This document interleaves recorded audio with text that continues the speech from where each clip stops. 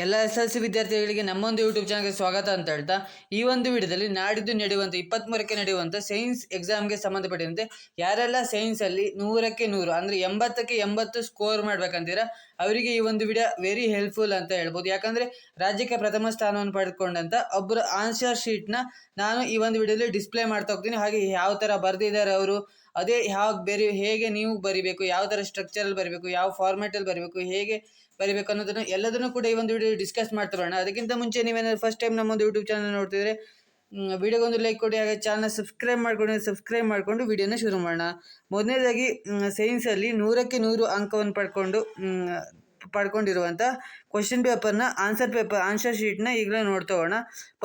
First ಹೇಗೆ ಬರೆದಿದ್ದಾರೆ ಅಂದರೆ, ಭೌತ ವಿಜ್ಞಾನ ಅಂತ ಹಾಕಿದ್ದಾರೆ, ಭಾಗ ಎ ಅಂತ ಹಾಕಿಬಿಟ್ಟು ಇಲ್ಲಿ ಮಾರ್ಜಿನಿಂದ ಹೊರಗಡೆ ಕ್ವಶನ್ ನಂಬರ್ನ ಹಾಕಬೇಕು ಈ ಥರ.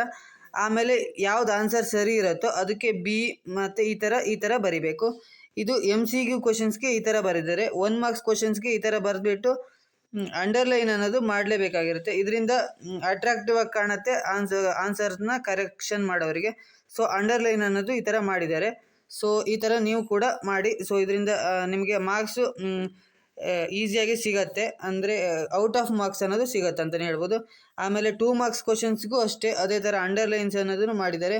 ನೆಕ್ಸ್ಟು ಎಲ್ಲದಕ್ಕೂ ಅಂಡರ್ಲೈನ್ಸ್ ಮಾಡಿದ್ದಾರೆ ಮತ್ತು ಕ್ಲೀನಾಗಿ ಸ್ಟ್ರಕ್ಚರಾಗಿ ಫಾರ್ಮ್ಯಾಟಲ್ಲಿ ಬರೆದಿದ್ದಾರೆ ಅಂತಲೇ ಹೇಳ್ಬೋದು. ನೀವು ಕೂಡ ಇದೇ ಥರ ಬರೆದ್ರೆ ನಿಮಗೂ ಔಟ್ ಆಫ್ ಮಾರ್ಕ್ಸ್ ಅನ್ನೋದು ಸಿಗತ್ತೆ ಅಂತಲೇ ಹೇಳ್ಬೋದು.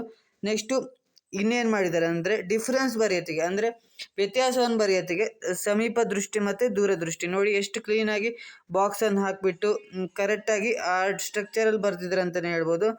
ಸಮೀಪ ದೃಷ್ಟಿ ಮತ್ತು ದೂರದೃಷ್ಟಿ ಅಂತ ಕರೆಕ್ಟಾಗಿ ಸ್ಟ್ರಕ್ಚರಾಗಿ ಬರೆದಿದ್ದಾರೆ. ಸೊ ಅಂಡರ್ಲೈನ್ ಕೂಡ ಮಾಡಿದ್ದಾರೆ. ನೆಕ್ಸ್ಟ್ ನೋಡೋದಾದರೆ ಇನ್ನು ಡಯಾಗ್ರಾಮ್ ಬಂದುಬಿಟ್ರೆ, ಡಯಾಗ್ರಾಮ್ಗೆ ನೋಡಿ ಎಷ್ಟು ಕ್ಲೀನಾಗಿ ಇದೇ ಥರ ನೀವು ಬರೆದುಬಿಟ್ರೆ ನಿಮಗೆ ಔಟ್ ಆಫ್ ಮಾರ್ಕ್ಸ್ ಅನ್ನೋದು ಸಿಗತ್ತೆ ಅಂತಲೇ ಹೇಳ್ಬೋದು. ನೋಡಿ ಏನು ಕಾಟು ಚಿತ್ತು ಮಾಡಿಲ್ಲ. ಸೊ ಅದಕ್ಕೋಸ್ಕರ ಇವರಿಗೆ 3 ಮಾರ್ಕ್ಸ್ ಅನ್ನೋದು ಇದರಲ್ಲಿ ಸಿಕ್ಕಿದೆ ಅಂತಲೇ ಹೇಳ್ಬೋದು. ಸೊ ನೆಕ್ಸ್ಟು ಎಲ್ಲಾದರೂ ನೋಡಿ ಎಲ್ಲ ಕಡೆ ಅಂಡರ್ಲೈನ್ ಅನ್ನೋದು ಮಾಡಿದ್ದಾರೆ. ಕ್ವಶನ್ ನಂಬರ್ನ ಮಾರ್ಜಿನಿಂದ ಹೊರಗಡೆ ಹಾಕಿದ್ದಾರೆ. ಈ ಥರ ಬರೆದ್ಬಿಟ್ರೆ ನಿಮಗೆ ಆನ್ಸರ್ ಶೀಟು ತುಂಬ ಕ್ಲೀನಾಗಿ ಇರಬೇಕು. ಆವಾಗ 100ಗೆ 100 ಸಿಗುತ್ತೆ. ಇಲ್ಲ ಅಂದರೆ ನಿಮಗೆ 1 ಮಾರ್ಕ್ಸು ಅಥವಾ 2 ಮಾರ್ಕ್ಸು ಎಲ್ಲ ಕರೆಕ್ಟಾಗಿ ಬರೆದಿದ್ರು ಸ್ವಲ್ಪ ಏನಾದರೂ ಸ್ಟ್ರಕ್ಚರ್ ಆಗಿರಲ್ಲ, ಇಲ್ಲ ಮಾರ್ಜಿನಿಂದ ಒಳಗಡೆ ಕ್ವಶನ್ ನಂಬರ್ನ ಮಿಸ್ ಮಾಡಿದರೆ ನಿಮ್ಗೆ ಮಾರ್ಕ್ಸ್ ಅನ್ನೋದು ಕಂಪ್ಲೀಟಾಗಿ ಫುಲ್ ಮಾರ್ಕ್ಸ್ ಅನ್ನೋದು ಸಿಗಲ್ಲ ಅಂತಲೇ ಹೇಳ್ಬೋದು. ನೆಕ್ಸ್ಟು ಪ್ರಾಬ್ಲಮ್ನ ನೋಡ್ಬೋದು ಎಷ್ಟು ಕ್ಲೀನಾಗಿ ಸ್ಟ್ರಕ್ಚರಾಗಿ ಸಾಲ್ವ್ ಮಾಡಿದ್ದಾರೆ. ಸೊ ಇದೇ ಥರ ನೀವು ಬರೆದ್ರೆ ನೀವು 100ಗೆ 100 ಇದರಲ್ಲಿ ಈಸಿಯಾಗಿ ಸ್ಕೋರ್ ಮಾಡ್ಬೋದು. ಮತ್ತು ಲೈನ್ಸನ್ನೆಲ್ಲ ಹಾಕಬೇಕು, ಸ್ವಲ್ಪ ಅಟ್ರಾಕ್ಟಿವ್ ಆಗಿ ಕಾಣಬೇಕಂದ್ರೆ ಈಗ ಆನ್ಸರ್ ಶೀಟ್ನ ಇವ್ಯಾಲ್ಯೂಯೇಷನ್ ಮಾಡ್ತಾರಲ್ಲ, ಸೊ ಅವರಿಗೆ ನೋಡಿದ ತಕ್ಷಣ ಗೊತ್ತಾಗಬೇಕು ಇದೇ ಆನ್ಸರ್ ಅಂತ. ಸೊ ಅದಕ್ಕೋಸ್ಕರ ಈ ಥರ ಬರೆದ್ಬಿಟ್ರೆ ನಿಮಗೆ ಫುಲ್ ಮಾರ್ಕ್ಸ್ ಅನ್ನೋದು ಸಿಗತ್ತೆ ಅಂತಲೇ ಹೇಳ್ಬೋದು. ನೆಕ್ಸ್ಟ್ ರಾಸಾಯನ ವಿಜ್ಞಾನನೂ ಕೂಡ ಅದೇ ಥರ ಮಾಡಿದ್ದಾರೆ ನೋಡ್ಬೋದು. ಮಾರ್ಜಿನಿಂದ ಹೊರಗಡೆ ಬರೆದಿದ್ದಾರೆ, ಇದನ್ನು ಕ್ವಶನ್ ನಂಬರ್ನ ಹಾಕ್ಬಿಟ್ಟು ಇದ್ರ ಒಳಗಡೆ ಆನ್ಸರ್ ಅನ್ನೋದನ್ನು ಬರೆದಿದ್ದಾರೆ.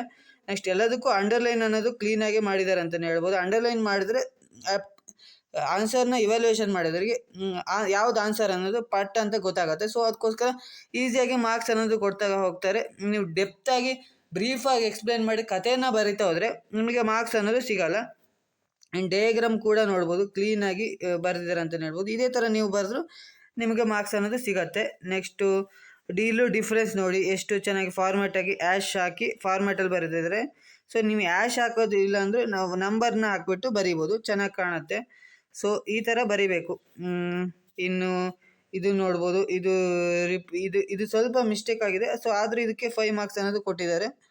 ಸೊ ನೆಕ್ಸ್ಟು ಜೀವವಿಜ್ಞಾನಕ್ಕೆ ಬಂದುಬಿಟ್ಟು ಜೀವವಿಜ್ಞಾನದಲ್ಲೂ ಸೊ ನೋಡ್ಬೋದು ಎಷ್ಟು ಸ್ಟ್ರಕ್ಚರಾಗಿ ಬರೆದಿದೆ. ಇದೇ ಥರ ಬಂದರೆ ನೋಡ್ಬೋದು ಇಲ್ಲಿ ಏನಂದರೆ ಇದು ಚಿತ್ರಗಳನ್ನು ನೋಡ್ಬೋದು. ಇದಕ್ಕೆ 2 ಮಾರ್ಕ್ಸ್ ಅನ್ನೋದು ಕೊಟ್ಟಿದ್ದಾರೆ. ಸೊ ಈ ಥರ ಕ್ಲೀನಾಗಿ ಆನ್ಸರ್ ಶೀಟ್ನ ಬರೆದ್ಬಿಟ್ರೆ ನಿಮಗೆ ಮಾರ್ಕ್ಸ್ ಅನ್ನೋದು ಈಸಿಯಾಗಿ ಕೊಡ್ತಾರೆ ಅಂತಲೇ ಹೇಳ್ಬೋದು. ನೆಕ್ಸ್ಟ್ ಮೆದುಳಿನ ಚಿತ್ರ 100% ಬರುವ ಚಾನ್ಸಸ್ ಇದೆ ನಾಡ್ದು 23ಕ್ಕೆ. ಸೊ ನೋಡ್ಕೊಂಡಿರಿ. ನೋಡಿ ಈ ಥರ ಕ್ಲೀನಾಗಿ ಕರೆಕ್ಟ್, ಸ್ವಲ್ಪ ಇದ್ರ ಒಳಗಡೆ ಎಲ್ಲ ಚೇಂಜಸ್ ಇರ್ಬೋದು, ಸ್ಟ್ರಕ್ಚರ್ ಕರೆಕ್ಟಾಗಿದೆ ಅದೇ ಥರ ಇದೆ ನೋಡೋಕ್ಕೆ. ಸೊ ಅದಕ್ಕೋಸ್ಕರ ಮಾರ್ಕ್ಸ್ ಅನ್ನೋದು 100% ಮಾರ್ಕ್ಸ್ ಅನ್ನೋದು ಕೊಟ್ಟಿದ್ದಾರೆ, 3ಗೆ 3. ನೆಕ್ಸ್ಟು ಆಹಾರ ಸರಪಳಿಯನ್ನು ಬರೆದಿದ್ದಾರೆ. ಸೊ ಅದು ಕೂಡ ಮಾರ್ಕ್ಸ್ ಕೊಟ್ಟಿದ್ದಾರೆ. ಸೊ ಇನ್ನು ಇಲ್ಲಿ ಕೂಡ ಇದು ನೆಕ್ಸ್ಟು ಇನ್ನೇನು ಮಾಡಿದ್ದಾರೆ, ಸೊ ಇದೇ ಥರ ಬರಿಬೇಕು. ಸೊ ಇದು ಆಗಿತ್ತು. ಈ ಒಂದು ವಿಡಿಯೋದಲ್ಲಿ ನಿಮ್ಗೆ ಅರ್ಥ ಆಗಿದೆ ಅಂತ ಅಂದ್ಕೊಂಡಿದ್ದೀನಿ, ಯಾವ ಥರ ಸ್ಟ್ರಕ್ಚರಾಗಿ ಬರಿಬೇಕು. ಸೊ ಈ ಒಂದು ಕ್ವಶನ್ ಆನ್ಸರ್ ಶೀಟ್ನ ಬೇಕಾದರೂ ನಾನು ಟೆಲಿಗ್ರಾಮ್ ಚಾನಲ್ ಹಾಕಿರ್ತೀನಿ. ಸೊ ಅಲ್ಲಿ ನೋಡ್ಕೊಂಡ್ಬಿಟ್ಟು ನೀವು ಯಾವ ಥರ ಬರಿಬೇಕು, ಯಾವ ಫಾರ್ಮ್ಯಾಟಲ್ಲಿ ಬರೆದ್ರೆ ನಿಮಗೆ 100ಗೆ 100 ಸ್ಕೋರ್ ಮಾಡ್ಬೇಕಂತೀರ ಅವರಿಗೆ ಈ ಥರ ಇದನ್ನು ನೋಡ್ಕೊಂಡ್ಬಿಟ್ರೆ ನಿಮ್ಗೆ ಅರ್ಥ ಆಗುತ್ತೆ. ಇದೇ ಥರ ಬರಿಬೇಕು, ಎಲ್ಲೂ ಕೂಡ ಆನ್ಸರ್ನ ತಪ್ಪು ಮಾಡಬಾರ್ದು, ಸ್ಟ್ರಕ್ಚರಾಗಿ ಬರಿಬೇಕು, ಮತ್ತು ಅಂಡರ್ಲೈನ್ಸ್ ಮಾಡಿರಬೇಕು. ಮತ್ತು ಎಲ್ಲಾದರೂ ತಪ್ಪಾಗ್ಬಿಟ್ರೆ ಅದನ್ನ ಲೈನ್ ಜಸ್ಟ್ ಲೈನ್ ಆಗಬೇಕು, ತುಂಬ ಕಾಟು ಚಿತ್ತು ಮಾಡಬಾರ್ದು. ಸೊ ಆವಾಗ 100ಗೆ 100 ಮಾರ್ಕ್ಸ್ ಸಿಗುತ್ತೆ ಅಂತ ಹೇಳ್ತಾ ಈ ಒಂದು ವಿಡಿಯೋನ ಎಂಡ್ ಮಾಡ್ತೀನಿ. ಐ ಹೋಪ್ ಈ ಒಂದು ವಿಡಿಯೋದಲ್ಲಿ ನಿಮಗೆ ಯಾವ ಥರ ಬರಿಬೇಕು ಅನ್ನೋದನ್ನು ಹೇಳಿದ್ದೀನಿ ಅಂತ ಹೇಳ್ತಾ ಈ ಒಂದು ವಿಡಿಯೋನ ಎಂಡ್ ಮಾಡ್ತಿದ್ದೀನಿ. Thank you for watching.